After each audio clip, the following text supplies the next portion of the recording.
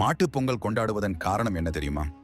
எத்தனையோ உயிரினங்கள் இருக்க உழவு தொழிலுக்கு மாடுகள் தான் உதவுகிறது.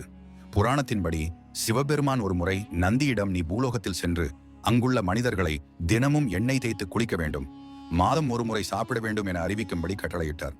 கவனக்குறைவுடன் அதை கேட்ட நந்தி, அனைவரும் தினமும் சாப்பிட வேண்டும், மாதம் ஒரு முறை எண்ணெய் குளியல் செய்ய வேண்டும் என அறிவித்தார். இந்த தவறினால் கோபம் கொண்ட சிவபெருமான் நந்தியை பார்த்து, உணவை தயாரிக்க என்றென்றும் நீ பாடுபடுவாய் என சாபமிட்டார்.